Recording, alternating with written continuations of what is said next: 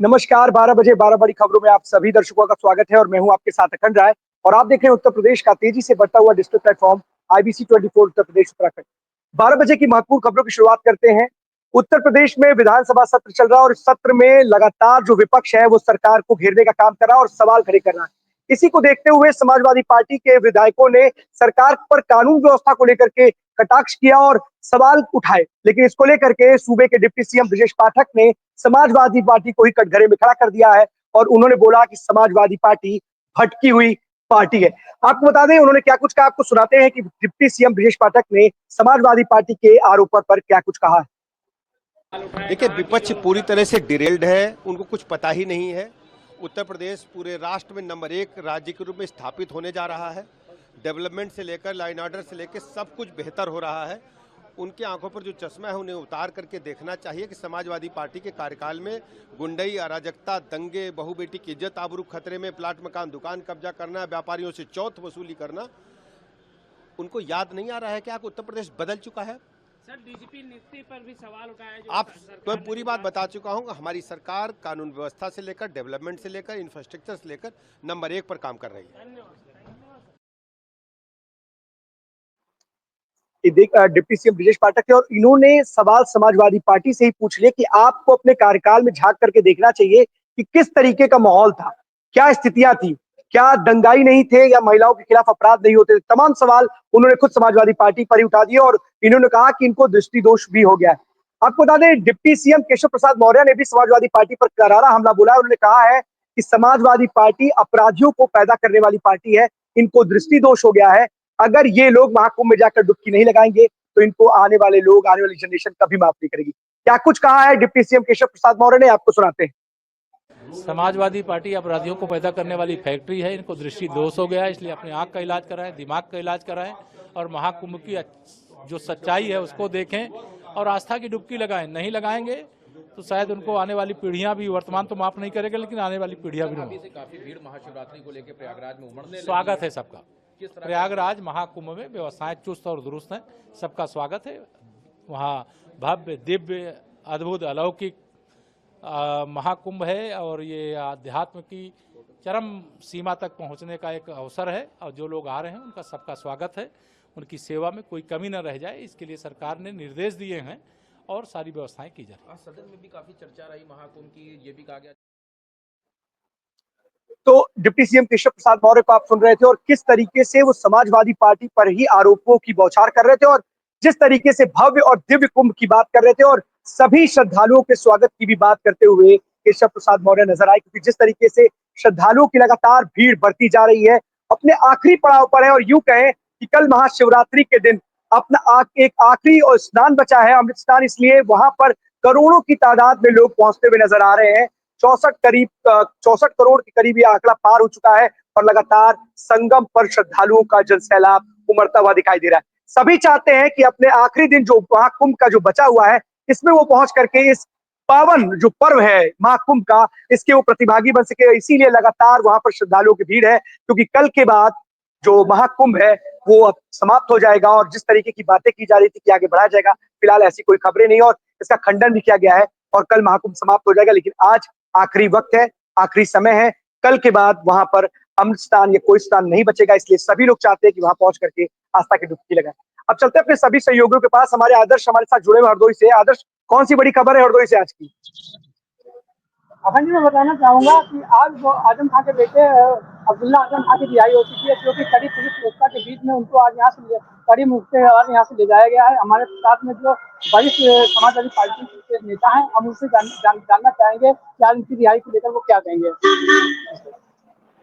देखिए, मैं अदालत का जो है बहुत बहुत धन्यवाद देता हूँ। उनको दूसरे मुकदमों में फंसाया गया था और उनके पिता माननीय आजम खां साहब और इनको, उनके पूरे परिवार को प्रताड़ित करने का काम सरकार द्वारा किया गया था। झूठे इल्जाम में, झूठे मुकदमे में उनको फंसाने का काम किया गया था। मैं धन्यवाद देता हूँ जो है न्यायपालिका को, जिन्होंने हमको इंसाफ देने का काम किया। आज जमानत में माननीय आजम खां, वो जो है अब्दुल्ला आजम साहब घर रवाना हुए और यहाँ पर मैंने देखा इस समय भी पुलिस की बड़ी कड़ाई थी, कोई मिल नहीं सकता था, ज्यादा भीड़ नहीं हो सकती थी।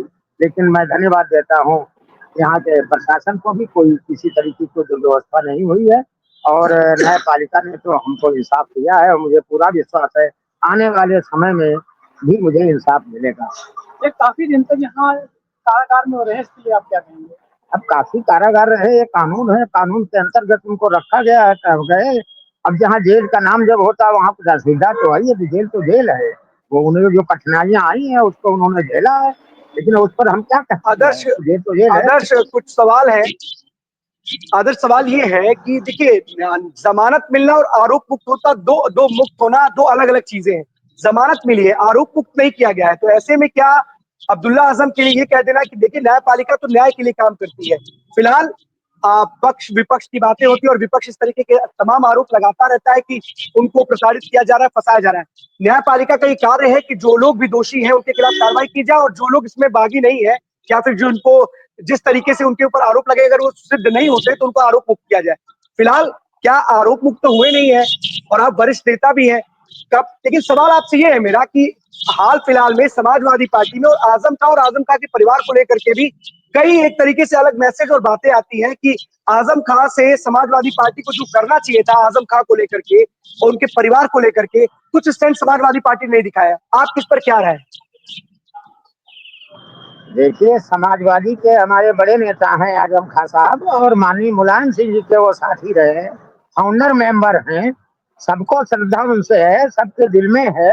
लेकिन शासन और प्रशासन के साथ लड़ाई का जहाँ सवाल होता है तो उनसे जीता नहीं जा सकता है। हम न्यायपालिका से ही जीतेंगे, वही आस किए हैं, हमें इंसाफ मिलेगा। ये आप जो कह रहे हैं मैं मानता हूँ कि अभी जो है वो केस फाइनल नहीं हुआ है, लेकिन मुझे पूरा विश्वास है मुझे न्याय मिलेगा और इंसाफ मिलेगा और वो वहां से वो बरी होंगे। सवाल एक और भी है कि आप वरिष्ठ हैं और समाजवादी पार्टी में हरदोई में आप एक अच्छे नेता भी हैं और आपकी अगर पहचान समाजवादी पार्टी में और तमाम लोगों से आप मिलते भी जुलते रहते होंगे। सवाल ये है कि क्या समाजवादी पार्टी में जो आजम खां जी का जो कद था क्या उसमें कुछ कमी आई है? क्योंकि क्या यही मौका दिया जा रहा है कि अगर चंद्रशेखर आजाद जो भीम आदमी पार्टी के मुखिया है वो भी आजम खां की तरफ बाहें फैलाए हुए नजर आ रहे हैं और समाजवादी पार्टी को बाद में याद आती है जब वो पहुंचते हैं, उसके बाद सपा मुखिया अखिलेश यादव वहां पहुंचते हैं। तो क्या एक मौका दे दिया है समाजवादी पार्टी ने आजम खां को और उनसे अलग, क्योंकि तमाम ऐसी चिट्ठियां भी वायरल हुई थी उपचुनाव से पहले भी आपने देखा ही था। तो क्या समाजवादी पार्टी अपने नेता को मनाने में कामयाब हो पाएगी? क्योंकि कई बार इस तरीके की बातें सामने आती है कि थोड़े नाराज चल रहे हैं आजम खां साहब। नहीं, आजम खान साहब कोई समाजवादी से रूठे नहीं है, ऐसा कोई कभी उनका बयान भी नहीं आया, ना ऐसा कोई रुख है।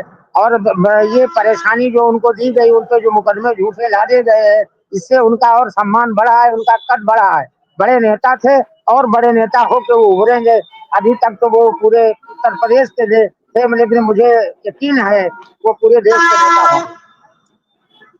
बहुत बहुत धन्यवाद आपका, क्योंकि जिस तरीके से आजम खां अपने बेबाक अंदाज के लिए जाने भी जाते हैं और उनके बयान जब वो नेता और जब मंच पर बोले चाहे फिर जनता के बीच में बोले, जहां भी बोलते थे उनके बेबाक जो बयान थे उसकी वजह से उनकी एक अलग लोकप्रियता थी और एक माना भी जाता है कि समाजवादी पार्टी में एक अलग रुतबा समाजवादी पार्टी के कद्दावर नेता आजम खां का था। लेकिन फिलहाल जो आज स्थितियां हैं वो सबके सामने है। आने वाले वक्त में क्या होंगी, किस तरीके से करवट बदलेंगे, क्योंकि समाजवादी पार्टी से एक बार इस्तीफा दे भी चुके थे आजम खां साहब। आने वाला वक्त बताएगा कि समाजवादी पार्टी के साथ रहते हैं या फिर समाजवादी पार्टी के विरोध में जाते हैं। बहुत बहुत धन्यवाद आपका तमाम जानकारी के लिए। ज्ञानेंद्र हमारे साथ प्रयागराज से जुड़ रहे हैं। ज्ञानेंद्र, प्रयागराज से कौन सी बड़ी खबर है? बिल्कुल, देखिए अखंड प्रयागराज से पहले मैं आपको बता दूं कि प्रयागराज से सबसे बड़ी खबर यह है कि 50 लाख से अधिक श्रद्धालुओं ने आज आस्था की डुबकी लगा ली है। लेकिन आज मेरी मौजूदगी प्रयागराज नहीं प्रतापगढ़ है और प्रतापगढ़ की पुलिसिंग सबसे बड़ी सवाल निशान होती है।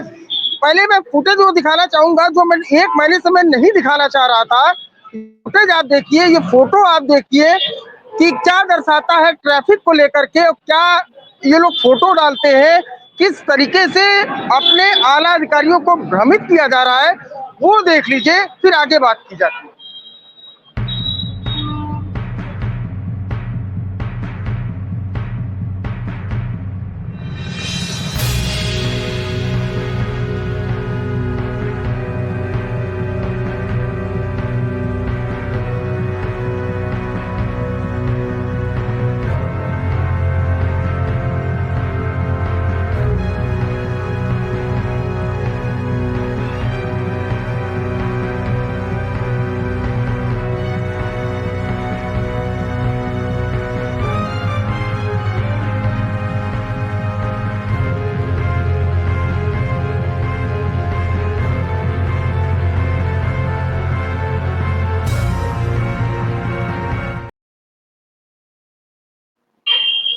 अखंड ये फुटेज है प्रतापगढ़, अखंड ये है फुटेज प्रतापगढ़ पुलिस का।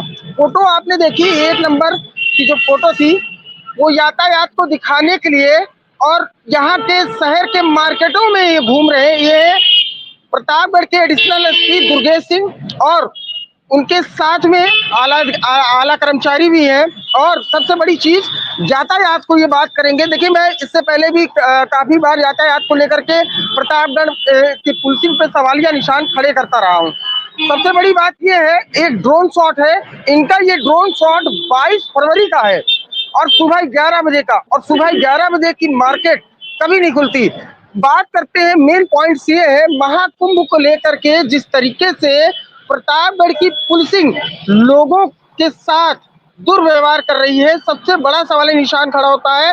और सोचिए, लोगों के साथ छोड़ दीजिए, उसमें कल एक मैं भी भुक्तभोगी बना, क्योंकि एक मेरे ही पहचान की रिसेप्शन था, उसमें एक ट्रक आई थी जिसमें कैटरिंग का सामान लदा हुआ था। और सोचिए, उस कैटरिंग के सामान को यातायात के पुलिस वाले लोग ये कह के रोक रहे हैं कि भाई साहब ये डीसीएम अंदर नहीं जाएगी। सोचिए, साफ तौर पे उत्तर प्रदेश के मुखिया योगी आदित्यनाथ, डीजीपी, एडीजी प्रयाग खुद कह चुके हैं, उनका बयान है कि शादी समारोह या अन्य किसी शोक के लिए अगर कुछ भी जा रहा है और वो पारिवारिक है और कोई अपना पर्सनल फंक्शन के लिए जा रहा है तो वो गाड़ियां जाने दी जाएंगी। सोचिए, 4 घंटे उस फंक्शन में कितना लेट हुआ होगा, आप ये उम्मीद लगा सकते हैं। दोपहर 2 बजे से वो गाड़ी रोकी गई थी, शाम को 5 बजे छोड़ी गई है। और ये कह के मुझे भी ये बोला जा रहा है कि आप अपने दायरे में रहिए। वो मुझे दायरा सिखा रहे थे कि मैं अपने दायरे में रहूं। अब मैं उनसे ये पूछ रहा था कि किस आदेशानुसार आप इस गाड़ी को नहीं जाने दे रहे। जहां ये गाड़ी रोकी गई थी, मुश्किल से गिनती के 50 कदम पे वो मैरिज हॉल था। सबसे बड़ी बात ये रही। और दूसरी बात मैं आपको बात करते चलूं कि मैं अकेला शख्स था कि उनसे बात कर रहा था और उधर से 10 लोग थे जो मेरे ऊपर हावी थे, लेकिन आखिरी में वो ये कह के छोड़े, बल्कि चालान पे भी इस समय खास तौर पे आप तो लखनऊ में बैठे हैं, आप ये जान रहे हैं कि लखनऊ से आदेश है कि बाहरी गाड़ियों का चालान नहीं होगा, शादी समारोह में जाने वाली गाड़ियों का चालान नहीं होगा। आप किस हैसियत से आप चालान करते हैं? 3 से 3.5 घंटे आप गाड़ी रोकते हैं, वो भी एक शादी समारोह में। अगर कोई फंक्शन में जा रहा है, बात ये कर रहे हैं, देख लीजिए। तो वजह क्या थी? वजह क्या बताई इन्होंने, जिन्होंने भी गाड़ी को रोका, जो भी एक सज्जन व्यक्ति थे, उन्होंने वजह क्या बताई कि हम गाड़ी रोके? किस वजह से गाड़ी रोके? क्या आधार क्या था गाड़ी रोकने का? आधार उनके पास देखिए कुछ नहीं था। डीसीएम है, 6 चक्के की गाड़ी थी, उस पर कैटरिंग का सामान लदा था, पूरी रोड खाली पड़ी थी, 50 कदम पे गाड़ी था। मेरा एक जो अंदाजा, जो उस फंक्शन का ऑर्गेनाइज कर रहा था, वो भी पहुंचा था, तो उसका जो कहना था कि शायद ये पैसे के चक्कर में पड़े थे। जब हो सकता है वो एक सिपाही थे, उसके बाद यातायात प्रभारी भी आते हैं। यातायात प्रभारियों का एक तरीके से रुख देख लीजिए। 45 दिन में मैंने आपको क्या दिखाया कि ये पट्टी पे चले, नो पार्किंग दिखाया इन्होंने। जाम की स्थितियां वही है, ये जाम बता रहे हैं कि जाम खत्म है। कहाँ से जाम खत्म है भाई साहब? आप इतनी व्यवस्थाएं आपने की हुई है तो ये जाम कैसे लग रहा है? आप सैटरडे का ड्रोन शॉट्स अवेलेबल करवा रहे हो, सुबह 11 बजे कहीं भी मार्केट जल्दी नहीं ओपन होती है। अरे आप शाम का ड्रोन शॉट दिखाइए, शाम को जाम लगते हैं, आप खुद बताइए ना। आप बताइए, एक मैं बता रहा हूँ कि मैं पत्रकार हूँ भाई साहब, बगल ही जाना है, निवेदन कर रहे हैं, ऊपर से वो मेरे ऊपर हाइपर हो रहे हैं। दूसरी चीज ये है कि आप जिस तरीके से आप बताते हो कि जाम की स्थितियां नहीं, अरे आप ये बताइए, अगर आपके साहब के यहाँ अभी यही फंक्शन होता तो आप गाड़ी नहीं जाने देते क्या? आप एक नॉर्मल पब्लिक। पहली बात ये है कि आपको अधिकार किसने दिया? किसी फंक्शन में अगर आपको लग रहा था कि कोई गाड़ी में कुछ दिक्कत है या ये वैध है अवैध है, कोई दिक्कत है तो आपको चालान काट देना चाहिए था। किस बात का इंतजार कर रहे थे 3 साढ़े 3 घंटे तक? आप क्या इंतजार करने का वजह पीछे कोई मकसद था? तो जैसा कि आप बता रहे कुछ इस तरीके की चाहत थी, जो चाहत थी वो चाहत पूरी नहीं हो सकी थी, इंतजार कर रहे थे। जब आप पहुंचे तो आप पहुंचने के बाद आपको ही कानून सिखा रहे हैं। अरे भाई, शादी समारोह के लिए गाड़ियां आ रही हैं, प्रयागराज में महाकुंभ चल रहा, प्रतापगढ़ में है।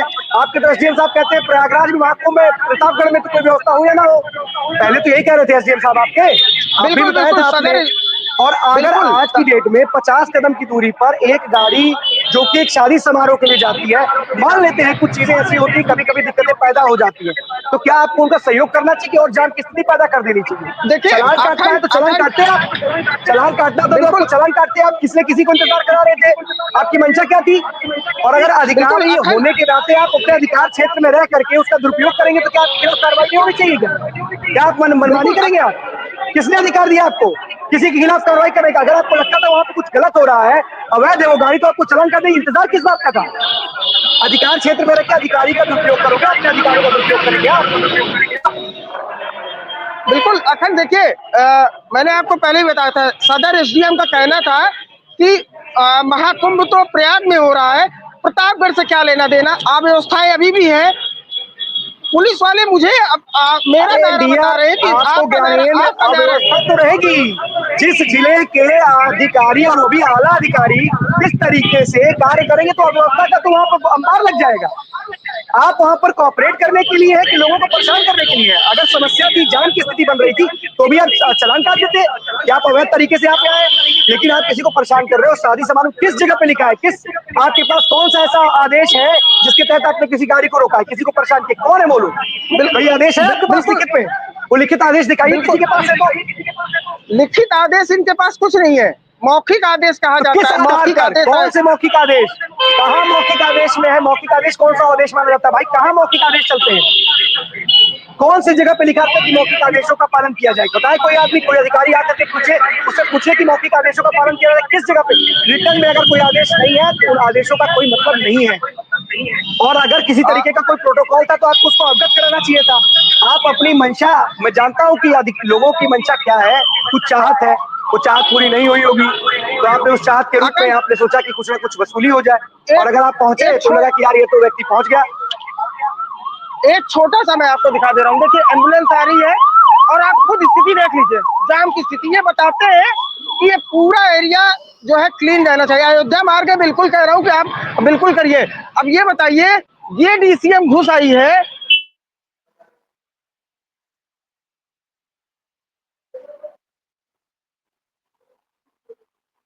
ज्ञानेन से नेटवर्क का कनेक्शन की कुछ इशू है, ज्ञान के साथ फिर से करेंगे। इंद्रवीर हमारे साथ जुड़ रहे हैं। इंद्रवीर, रायबरेली से कौन सी बड़ी खबर है? अखंड, देखिए सबसे पहले आपको बता दें कि हमारे पास एक तस्वीर है और वो तस्वीर ये है कानून की जो रक्षा करने वाले या न्याय दिलाने वाले, न्यायपालिका की बात करें तो उनको एक एडवोकेट का संघ है, और वो एडवोकेट संघ लगातार कहीं ना कहीं जिस तरीके से शासन प्रशासन की जो अनुरूप, सरकार के अनुरूप एक काम कर रहा है, और उसमें लेकर के जिस तरीके से वो सामने से बात कर रहे हैं, उसको लेकर लगातार अगर बात करें तो after 3 days go to the Friday से लगातार एक धरना चल रहा है रायबरेली में, और आज भी कलेक्टर हो या दीवानी पर्चर हो, वहां पे वकीलों का जो है लगातार धरना किया जा रहा है, और काले कानून के विरोध में उत्तर प्रदेश केंद्र सरकार के उसमें नारेबाजियां हो रही है, और कहीं ना कहीं उनको कानून जो मंत्री हैं उनको लेकर के मुर्दाबाद के नारे लग रहे, सरकार के मुर्दाबाद के नारे लगाए जा रहे हैं, और उनको जो कहना है कि साफ तौर पे कि जो कानून ये नया लाया गया है इसको कहीं ना कहीं सरकार वापस ले, अदरवाइज किसी भी जिले में हम अपने उनका पूरा अपना जो संगठन है कहीं पे भी काम नहीं, और कई जिलों में ये धरना प्रदर्शन देखा गया। हम चाहेंगे, एक तस्वीर है हमारे पास, वो तस्वीर थोड़ा सा प्ले कर दें और उसको देखें कि जिस बड़े पैमाने पर आज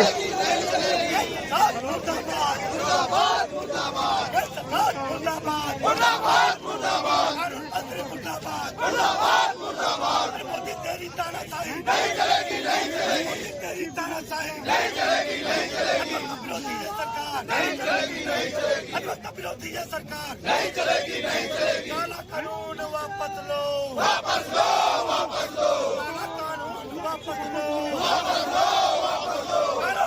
मुर्दाबाद, मुर्दाबाद, मुर्दाबाद, मुर्दाबाद, मुर्दाबाद।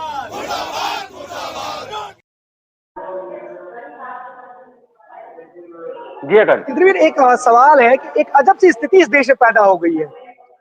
कोई कानून आता है तो कोई काले कानून को लेकर कभी किसान धरने पर बैठ जाता है, कभी वकील धरने पे बैठ जा रहे हैं, कभी कोई धरने पे बैठ जा रहा है। आप लोग कम से कम सरकार के पास पहुंचने के माध्यम कई सारे हो सकते हैं, जरूरत है क्या है रोड जाम करके धरना प्रदर्शन पे बैठ करके अपनी बात को कहने का? ये कौन सा नया तरीका आप लोग निकाल रहे हो? इस देश को किस स्थिति की तरफ आप लेके जा रहे हो? अपने लोकतंत्र में विरोध दर्ज कराने के नायाब तरीके हैं। गांधी जी ने भी अपने मुंह पे, आंख पे, कान पर उन्होंने एक तरीके से अहिंसा का, इस तरीके से अगर प्रदर्शन लगातार होते रहेंगे इस देश में तो हमारा लगता है कि आए दिन तो प्रदर्शन ही बर्बाद हो जाएगा। हर कानून का विरोध होना शुरू हो चुका है, एक नई बड़ी पार्टी लिखी जा रही है। अगर किसी प्रकार से कोई उस कानून में किसी तरीके का विरोधाभास है, आपके समझ में नहीं आ रही है, तो सरकार में आपके जो प्रतिनिधि है उनसे सरकार से बात करें। क्या हर समय प्रदर्शन ही प्रदर्शन क्या एक तरीका बचा? इसके अलावा कोई तरीका ही नहीं बचा इस देश में। सारे के सारे लोग जिसका मन कर रहा है वो प्रदर्शन करने चला जा रहा है, कोई रोड जाम कर दे रहा है, कोई कहीं कुछ कर दे रहा है। कि क्या तरीके निकाल करके लोग आप सामने आ रहे हैं इंद्रवीर? तमाम स्थितियां बड़ी बुरी पैदा होती चली जा रही है। कानून अगर सरकार लेकर के आई है तो आपको सरकार के सामने अपना विरोध दर्ज कराने का बिल्कुल एक आपका अधिकार है, आप विरोध दर्ज कराइए। पर किसी को परेशान करके कोर्ट कचहरी बंद करके तमाम लोग न्याय की गुहार लगाते हुए कोर्ट कचहरी पहुंचते हैं, पता चला काम ही नहीं हो रहा, बंद हो गया सारा काम, हड़ताल पे चले गए सारे के सारे लोग। ये क्या तरीका है भाई? ये तरीका हम किस देश में किस तरफ जा रहे हैं? क्या लोकतांत्रिक व्यवस्था में हम किस तरीके से लोगों को परेशान करने के लिए कौन कौन से नायाब तरीके ढूंढ रहे हैं? देखिए जैसे आप कह रहे हैं बिल्कुल सही कह रहे हैं, और जो कानून की रक्षा करने वाले हैं, जो लोगों को, आम नागरिक को, आम पब्लिक की अगर बात करें, न्याय दिलाने वाले हैं, अगर वही इस तरीके कानून का उल्लंघन करेंगे तो वो कहीं ना कहीं हमारे लोकतंत्र के लिए और न्यायपालिका के लिए उचित नहीं है। लेकिन इसमें जो है उन्होंने कहा है कि ये कानून वापस लिया जाए, अदरवाइज ये बड़े पैमाने पर, और ये एक ही जगह नहीं, कई जगह कई जिलों में देखा गया है इस कानून के विरोध, जो नया कानून लाया गया है गवर्नमेंट की तरफ से, केंद्र सरकार की तरफ से, उसके विरोध में बड़े पैमाने पर लोगों ने जो है धरने प्रदर्शन किए। और जैसा आपने भी कहा कि उचित ही नहीं है, गांधी जी ने भी जो है सत्याग्रह किया था और उन्होंने भी प्रदर्शन किया था, तो खैर एक दायरे में रहकर करना चाहिए। लेकिन अब अपने अपने संगठन की अपने अपने उनकी एक उसमें वो है, और हम लोग को जो है वो हम लोग अपने दर्शक के सामने रखते हैं और आगे भी रखते रहेंगे। जी सर। इंद्रवीर, बिल्कुल सही बात है। आप धरना प्रदर्शन कीजिए, लखनऊ में भी हो रहा है धरना प्रदर्शन, पूरे देश में होगा। अधिवक्ता एकता जिंदाबाद के नारे लगी रहे। बिल्कुल सही बात है, आप एकता है आपके अंदर और उस एकता का आप प्रारूप और स्वरूप दिखाते भी हैं समय समय पर सरकारों के खिलाफ या लोगों के खिलाफ। कोई जिस पार्टी का है उसके समर्थन के साथ एक लेटर जाता है, उसको ज्ञापन सौंपता है, किसी के साथ फोटो खिंचाता है। लेकिन फिलहाल सभी को न्याय की आस है और सभी लोग चाहते हैं कि न्यायपालिका में जाकर के कम से कम उनका दिन बर्बाद ना हो। लेकिन इस तरीके के धरना प्रदर्शन से तमाम दिक्कतें होती है। बिल्कुल, अगर आपको लगता है कि आपके खिलाफत या आपके खिलाफ कोई कार्रवाई हो रही है तो जरूर उसका विरोध दर्ज कराइए। लेकिन विरोध प्रदर्शन के नाम पर अराजकता फैलाना किसी को भी ना तो शोभा देता है और ना ही इस देश के लिए उचित है। फिलहाल बहुत बहुत धन्यवाद आपका इस तमाम जानकारी के लिए इंद्रवीर। आप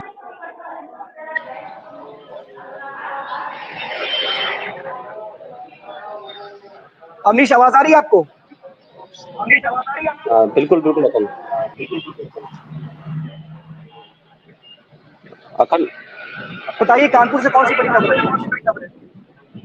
बिल्कुल अखंड, दो खबरों पे बात करेंगे। एक तो कल महाशिवरात्रि है, जिसको लेकर के कहीं ना कहीं कानपुर में इसकी जो तैयारियां है वो साफ तौर पर कर ली गई है, क्योंकि यहाँ पर एक आनंदेश्वर मंदिर, जिसको परमत मंदिर के नाम से जाना जाता है, जो बड़ा शिव मंदिर है, जहाँ पर पूरा कानपुर का जो भी व्यक्ति है वो लगातार जाता रहता है, प्रतिदिन यहाँ पर भीड़ रहती है। लेकिन जब शिवरात्रि, महाशिवरात्रि का पर्व आता है तो यहाँ पर लाखों की संख्या में जो श्रद्धालु है यहाँ पर आकर के जो है जलाभिषेक करते हैं। बगल में क्योंकि गंगा जी बह रही है तो वहाँ पर स्नान का भी जो है कहीं ना कहीं व्यवस्था रहती है। इसको लेकर के जो जिला प्रशासन है, पुलिस प्रशासन है, पूरी तैयारी कर ली है। यहाँ पर सफाई कर्मी से लेकर के पूरा पुलिस फोर्स, पुलिस बल यहाँ पर मौजूद रहेगा। और सबसे बड़ी बात यह है कि इस जगह पर जो फूलों की दुकानें हैं वो आज से ही सज रही है, क्योंकि देर रात से ही यहाँ पर खुल जाएंगे, यहाँ पर जलाभिषेक शुरू हो जाएगा। और उम्मीद लगाई जा रही है कि लगभग 50 लाख से ज्यादा का जो है फूलों का व्यापार कानपुर में इस महाशिवरात्रि में होगा, जिसको लेकर के जो फूल है, जो बाहर से भी फूल आते हैं,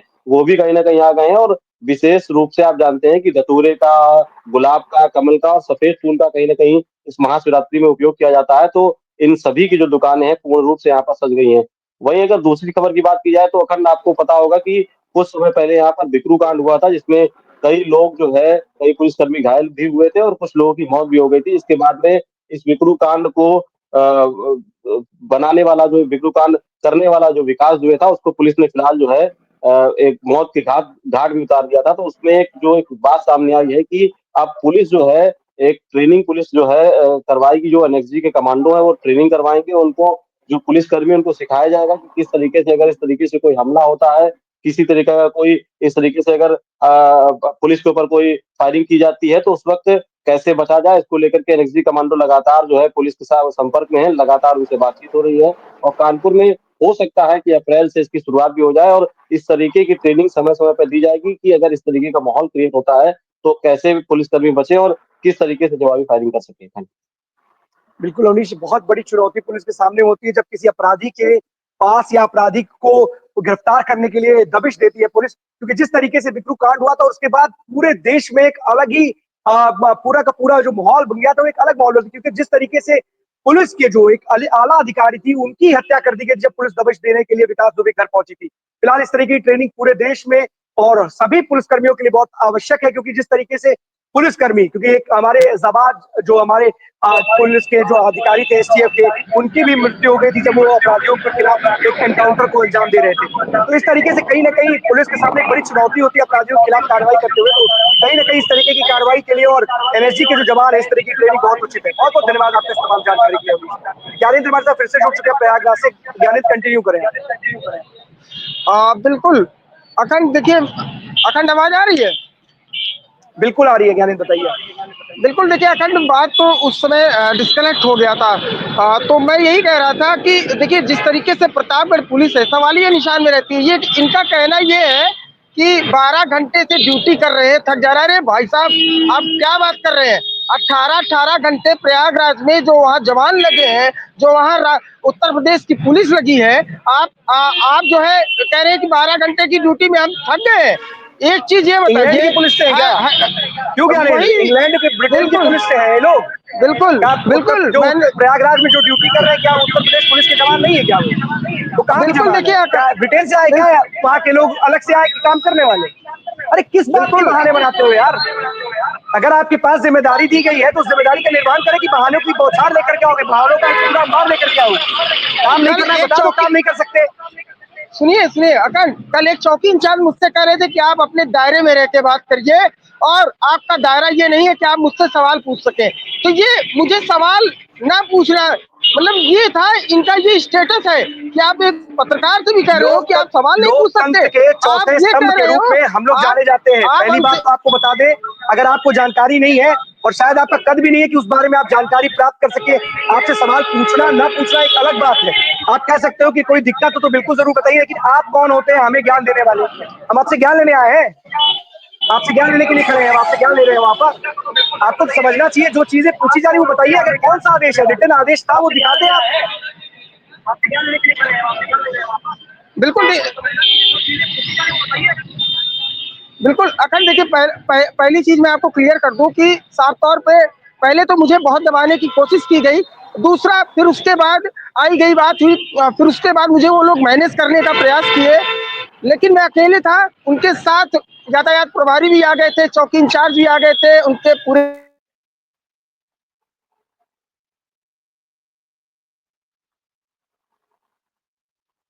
ज्ञानेंद्र के पास फिर से रिकनेक्ट करने की कोशिश करेंगे, नेटवर्क का कुछ इशू है। नहीं समझा। आकाश के पास हम चलते। बिल्कुल ज्ञानेंद्र बताइए।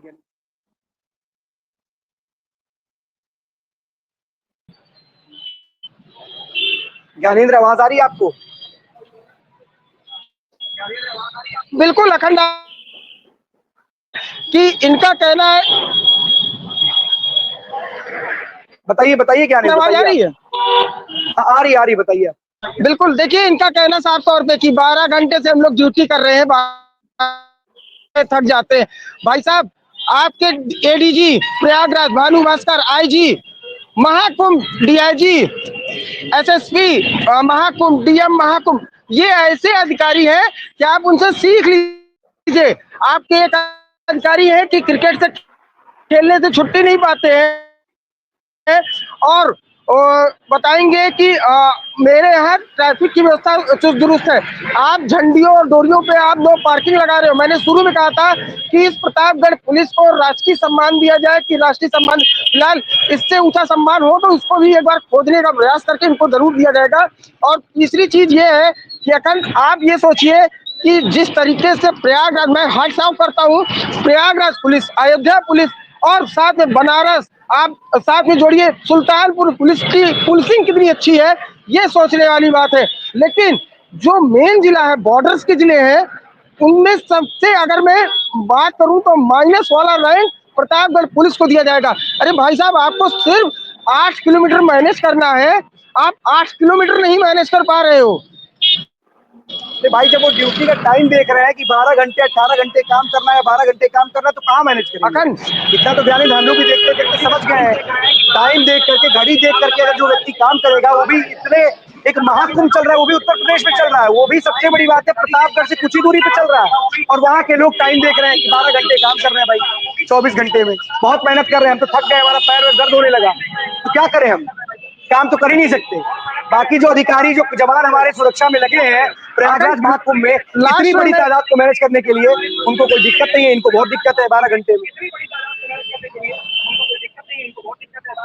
लास्ट में मैं एक ही चीज कहूंगा अखंड, क्योंकि समय भी अपने पास नहीं है और भी हमारे साथी हैं, मैं आखिरी में इतना ही कहना चाहूंगा कि अखंड मेरे साथ जो कल हुआ है, तो सोचिए प्रतापगढ़ पुलिस और लोगों के साथ, फिलहाल मैं यहाँ के रहने वालों को तो नहीं कह सकता, श्रद्धालुओं के साथ इनका कैसा ट्रीटमेंट होगा, सबसे बड़ी चीज। और दूसरी चीज, ये लोग शादी समारोह में, मैं मौखिक, इन्होंने कल एक चौकी इंचार्ज ने मुझसे मेरा दायरा पूछा था, तो मैं उनको बता दे रहा हूँ मेरा दायरा मैं आपको नहीं बता सकता, तो आप भी अपने ही दायरे में रहिए। और दूसरी चीज कि मैं ये भी बता दे रहा हूँ कि साफ तौर पे ये सुन लीजिए कि आप 26 फरवरी तक आप ट्रैफिक में फेल रहे, साफ तौर पे 24 घंटे में। आज सुबह का ड्रोन, केवल 11 बजे आप ड्रोन उड़ाते हो और कहते हो कि ट्रैफिक व्यवस्था चुस्त दुरुस्त है, फिलहाल मेरे नजर में तो नहीं है।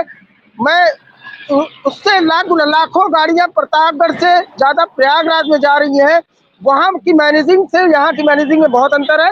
फिलहाल मेरे साथ जो हुआ, अन्य लोगों के साथ इन लोगों का व्यवहार कैसा रहता होगा ये भगवान जाने। वो अगर मुझसे कोई मिलेंगे तो मैं एक बार उनसे जरूर पूछना चाहूंगा, फिर इनका दायरा इनसे मैं पूछूंगा।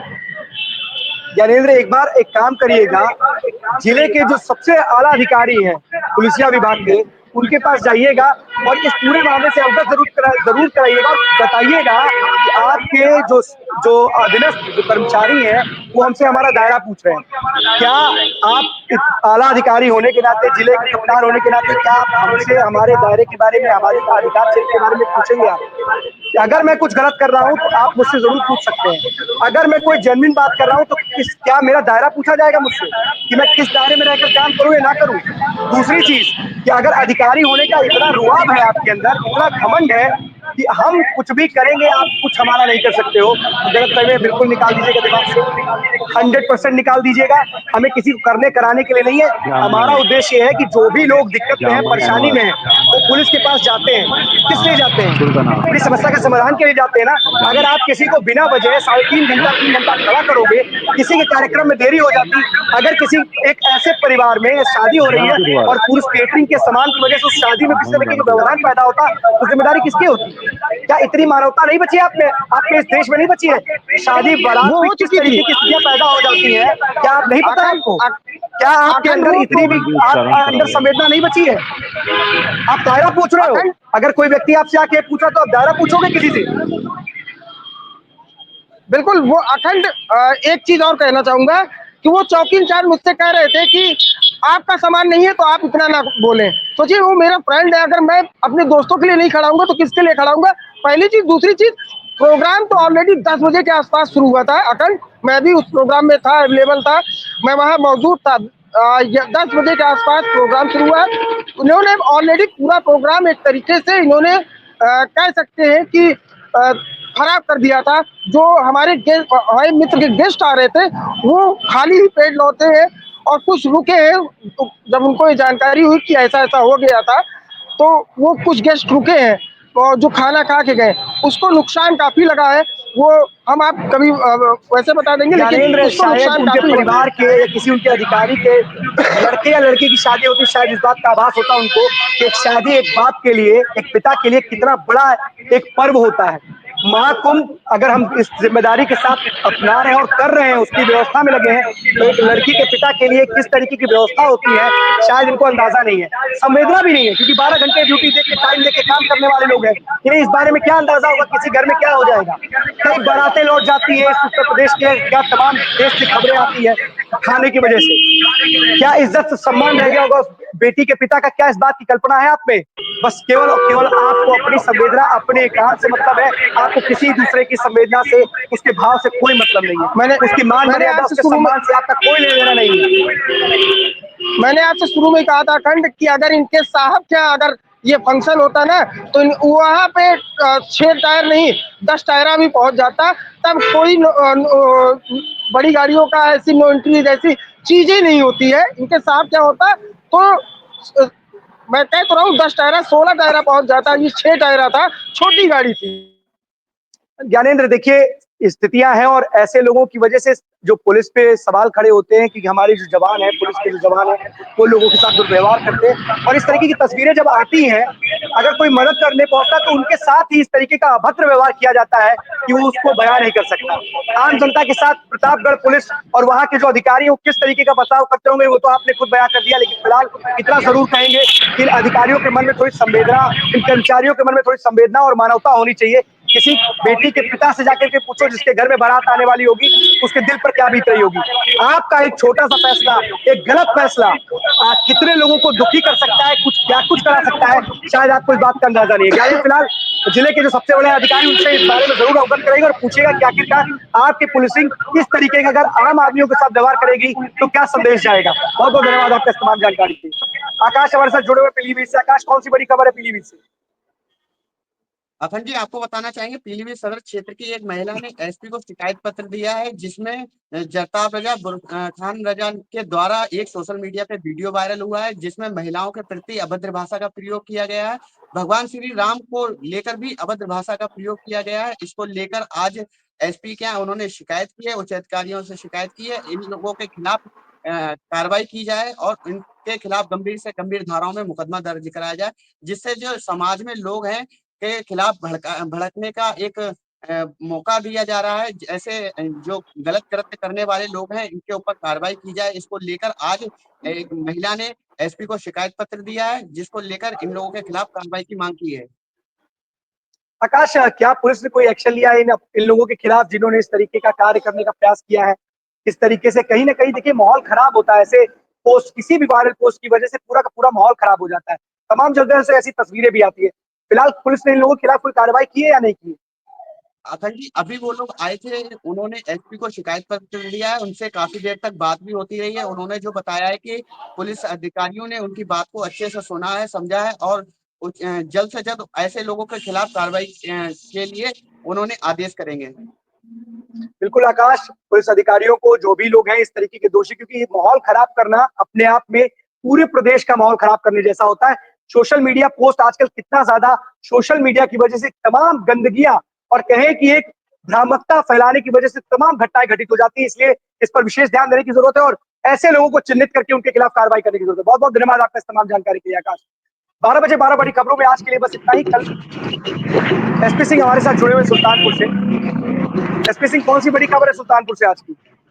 आज एक प्रार्थी लगभग महीनों से परेशान चल रहे हैं। ये एसपी कार्यालय के कई चक्कर भी लगा चुके हैं। थाना इनका ग्राम सभा अतरौला पड़ता है और थाना मलीपुर और थाना इनका चांदा पड़ता है और जनपद इनका है सुल्तानपुर। ये दुकान पे सामान लेने गए थे। सामान लेने पर कुछ दुकानदार से बातचीत हुई तो उन्होंने अपने गुर्गों के साथ उनको मारा पीटा। तब से ये बेचारे भटक रहे हैं, काफी मारा पीटा, लेकिन आज तक इनको न्याय नहीं मिला। ये दर दर की ठोकरें खा रहे हैं। आज एसपी कार्यालय में आए हैं और एक प्रार्थना पत्र इन्होंने दिया है, प्रार्थना पत्र भी दिया है। देखिए आज इस पे क्या कार्रवाई होती है, जानते हैं इनसे आज क्या मैटर था इनका।